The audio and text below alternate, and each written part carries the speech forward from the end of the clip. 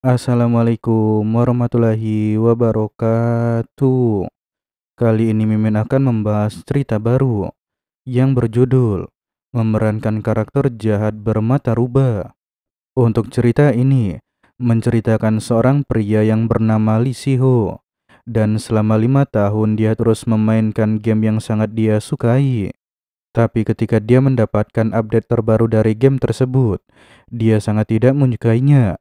Karena protagonis yang sangat dia sukai, dia tewas dikalahkan oleh villain yang bernama Julian.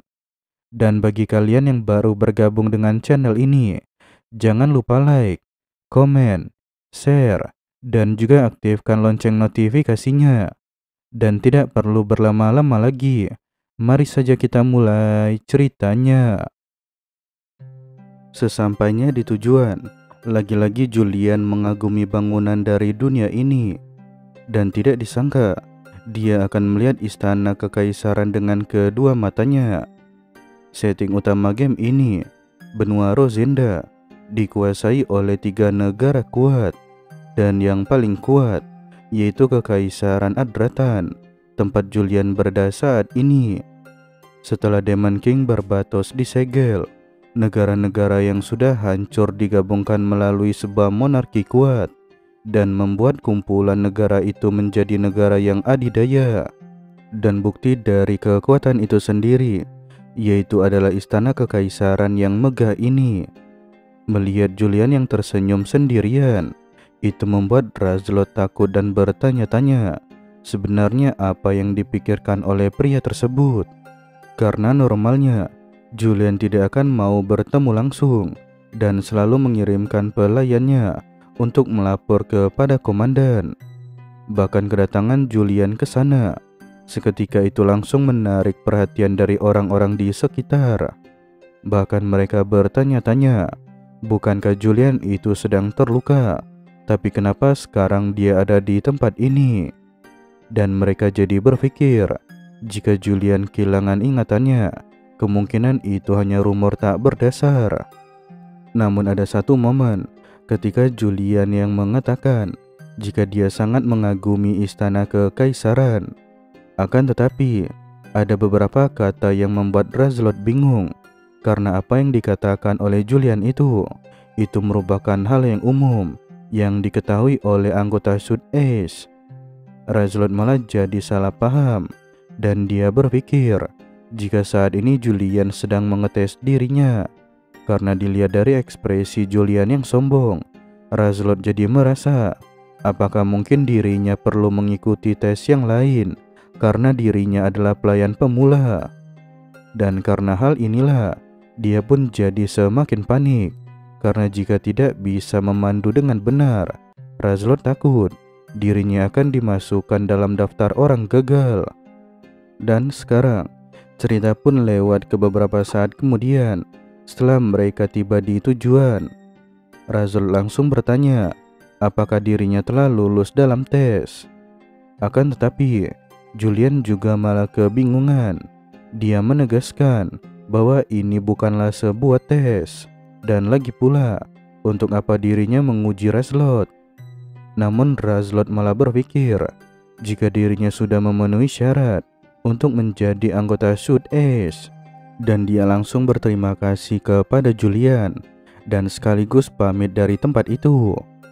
Namun tidak jauh dari sana, ada seorang pria yang menyapa Julian. Dia juga memberitahu jika komandan mempersilahkan Julian untuk segera masuk.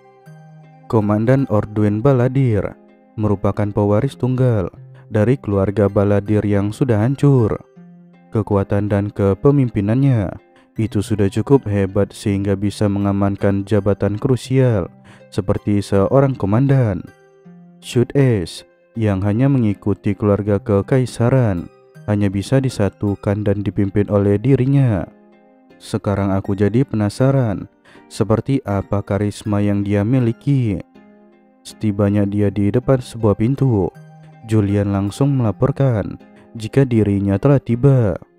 Namun tidak lama setelahnya, komandan memberikan izin agar Julian memasuki ruangan.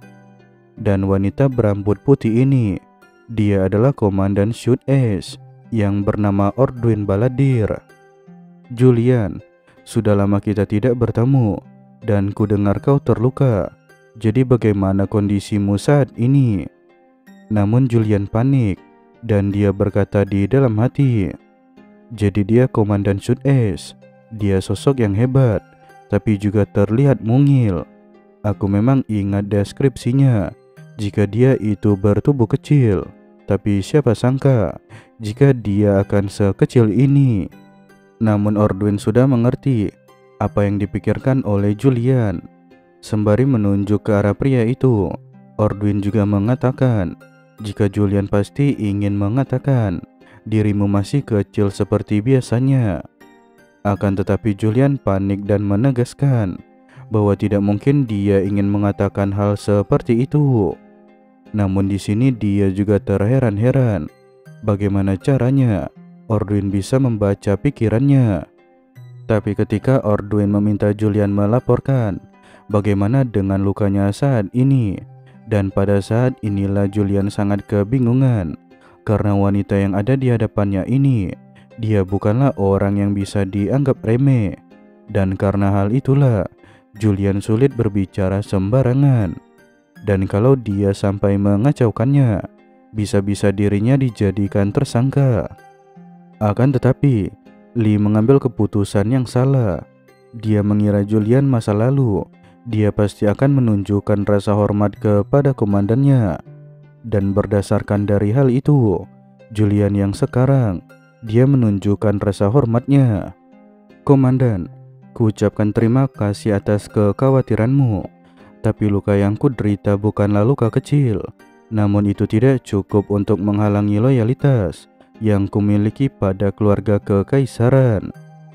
Namun sejenak situasi menjadi hening, dan itu membuat Julian bertanya-tanya, apakah yang dia lakukan ini itu sangat jauh berbeda dari Julian di masa lalu.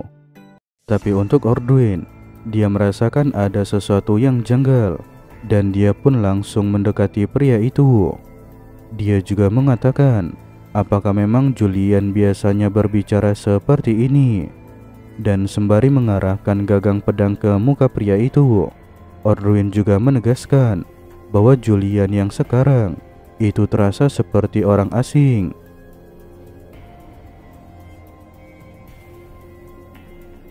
Dan cerita pun berakhir. Terima kasih atas perhatian kalian semua. Wassalamualaikum warahmatullahi wabarakatuh.